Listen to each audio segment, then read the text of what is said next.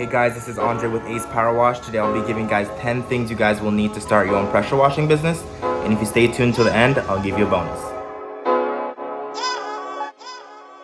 So the first thing is a pressure washer. I have a Honda GX390. Honda engines, they last forever, I'm telling you. It's a good investment. This thing puts out 3,500 PSI with this is a 4 gallon per minute machine. There's a multitude of things that I can go through, but I'm not gonna go through them today because it'll take forever. But this thing cost me about $1,200 versus what I was using before, which is about like a $300 Lowe's pressure washer that puts out 2,800 PSI. You don't want a machine that puts out less than, I would say at least 3,000 PSI. And this has a 2.3 gallons per minute output. A normal house puts out 4 gallons per minute. So anything less than that, it's gonna take forever. This thing took so long in the beginning to actually get these jobs done. So you wanna invest in something that is good and will last you a lifetime. I didn't include what you need is a gas can, obviously, because this is a gas powered machine, hence the big gas tank right here. This thing holds a lot of gas, but the thing is it might take you around maybe 2 jobs to actually go through all of it. So it does last a while. And depending on how fast you go, you could use more or less gas, And there is actually a switch. I forget where it is. Right here, you can control, I don't know if you guys can see it, you can control how much gas you use for the machine. So, that's I guess a little perk. The second thing is my wand and my gun. I got from Ameritech, where I got this pressure washer from.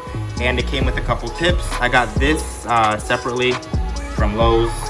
This is really important, by the way. This will help you get the job done a lot quicker. What I love about this thing is it has quick connects. These things are amazing. This quick connect right there, quick connect, they all help you get everything on and off of the wand and the gun quick and easily. So let me show you. It pulls back. Gosh, pretty hard. See? Comes straight off. It was just harder because I only had one hand, but yeah, so each end has one, and even when you want to put a tip on, watch this, it just goes straight on. You just snap that bad boy on and you're ready to go. See? And then you just go. So that was really helpful. This is great. And this is my turbo nozzle. This is one of the tips. It is mainly for kind of edging driveways. You can use it for anything really, but I use it for edging driveways. So the third thing is my garden hose. There isn't really much to say about this, but I got this down the street from Ameritech, where I got those things from. This is a 100-foot hose, no kink, great hose. You don't want to go anything under 100 feet of hose, because if you do, what happens is you'll end up having to pull this thing around everywhere you go because the hose isn't long enough. I really want to go to a 200-foot hose. So I really don't have to move this at all, but it is what it is. It is what it is. The fourth thing is a pressure hose. I got this from Ameritech, where I got these two from. This is 100 feet of hose. This part has a quick connect, which I talked about earlier. This goes straight into here.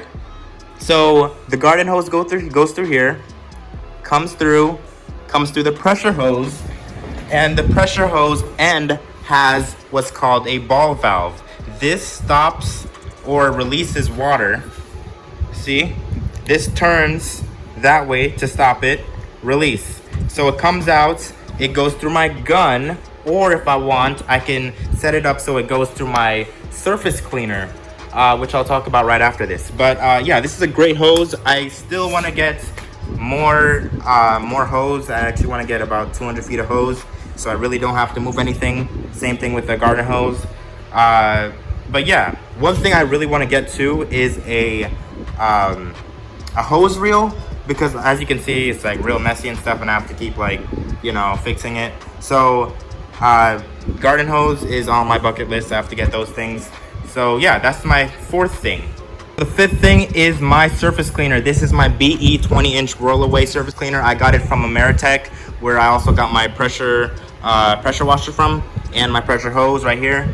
This thing is great. It is pricey, but I'm telling you, it is worth it. This thing will get the job done a whole lot quicker.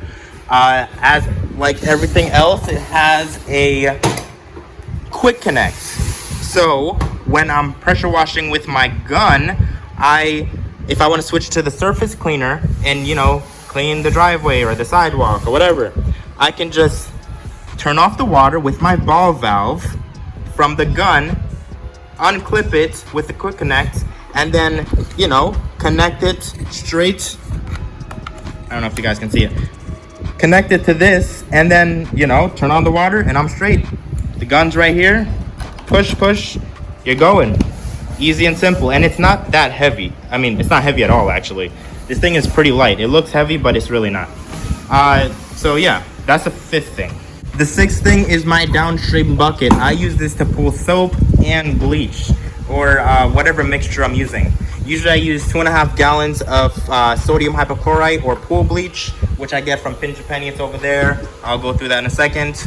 And I put a splash of soap in there, and it comes through this little hose, comes through here, and it goes straight through my, it doesn't really go through my pressure washer. It goes just through the valve, and it comes through this little pipe, and then it goes straight into my pressure gun, or however I want to use it. Yeah, so that's what I use that for. Numero 7 is my pump spray. I use this from the start because I didn't have this Downstream Bucket, which I used to connect to this pressure washer, which I didn't have. I had this one, and this one could not pull soap for some reason. So I use this, you know, spray it, then pressure wash it after.